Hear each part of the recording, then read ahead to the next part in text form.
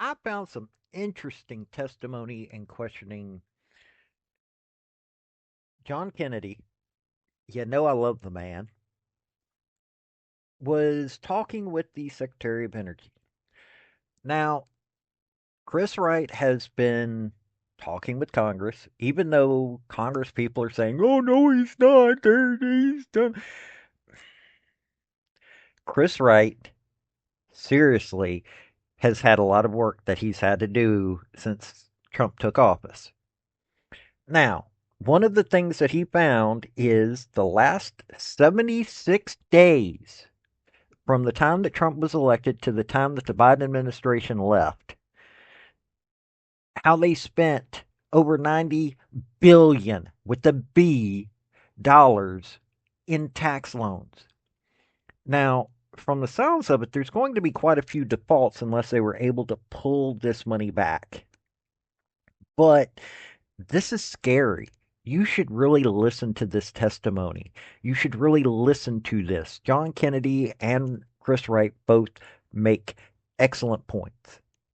Now, real quick, I'm trying to build a community where I show government stupidity on all levels. Once in a while, I do hilarious little videos, but I try to uncover stupidity on state, federal, and local levels. I'm trying to build a community because I want to hear from y'all. I want to hear stories that y'all think are underserved. Uh, I have a link tree down below. It's got my MeWe and it's got my uh, Facebook. Join up. Help me build a community so we can uncover stupidity like this. Because when I start making money, and yes, I have a Patreon, but I'm not asking you to join that. When I start making money, I am going to put together a team to uncover more of this. So let's let you hear. It's 10 minutes, but it's wow. Howdy, y'all. This is Paul, the Redneck Thinker. What we have here is a channel to communicate. I want you folks to be thinking by the time you leave my videos. Why? Because I'm tired of people talking via what other people tell them to think. So, watch my video and enjoy the chance to think for yourself. Mr. Chairman, I look forward to you. We got a lot of work ahead of us. Thank you, Senator. Mr. Secretary, I want to go back to some of your earlier testimony, be sure I heard it correctly. The 76-day period you're talking about, that's the period between the time that President Trump was elected and President Biden left office. Is that right? That is correct. And during that short period of time, 76 days, how much taxpayer money went out the door of the Department of Energy? From the Loan Program Office in loans and commitments, $93 billion. Well over twice as much as in the previous 15 years. So, how do you vet and do due diligence on a loan in 76 days? One loan, much less $93 billion. How do you do it? I think it's probably pretty clear it wasn't done in many cases. As I mentioned, I'm told I'm holding back clearly in place stuff.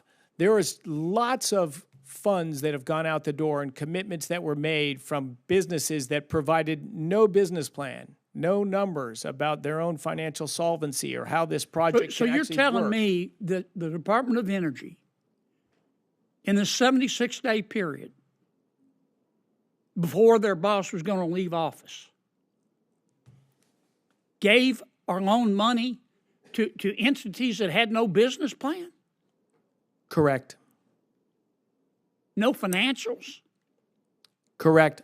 A number of those were not were before the 76-day period as well.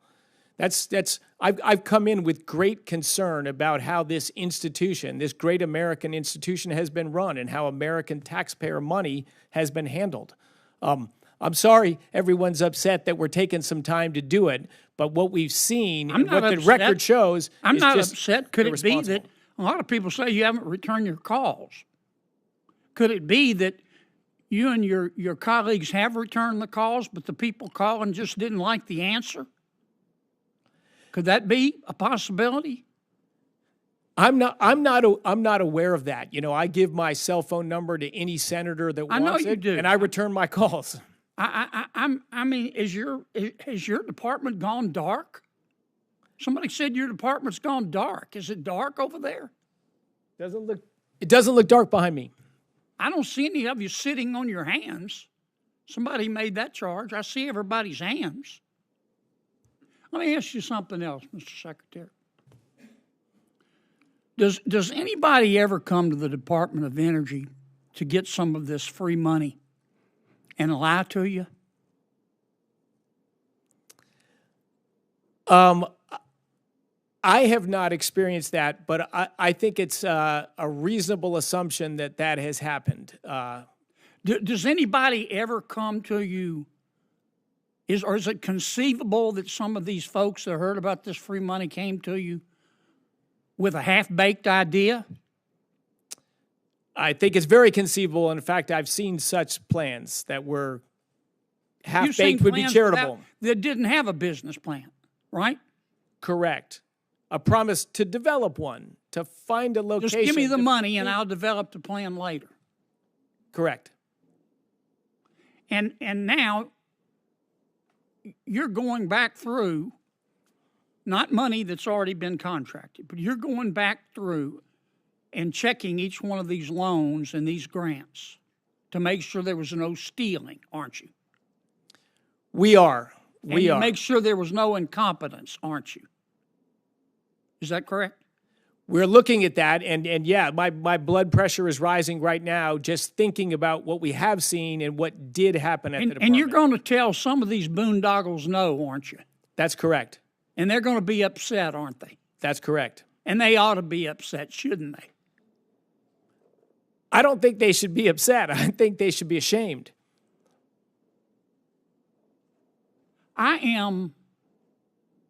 It's rare that I'm speechless. But I want to be sure I understood.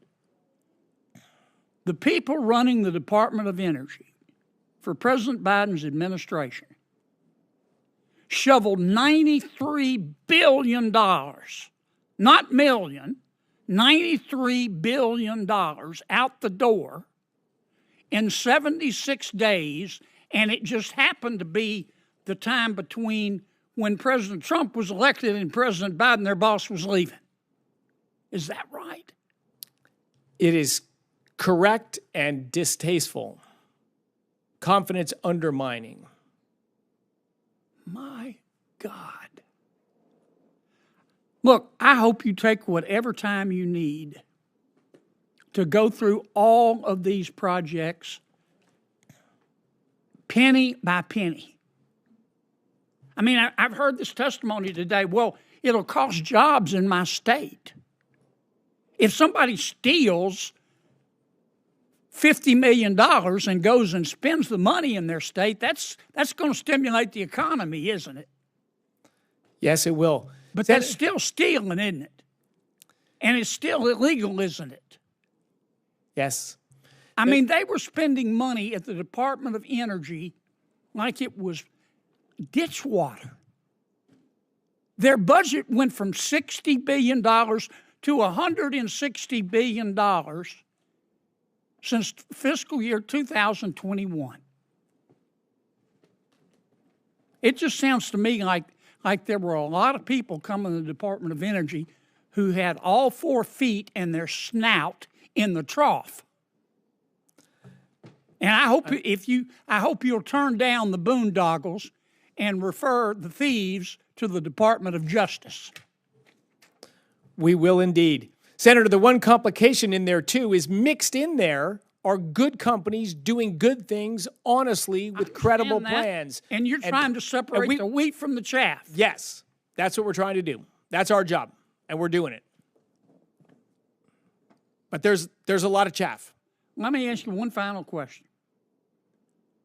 Let me go back to how many employees you have.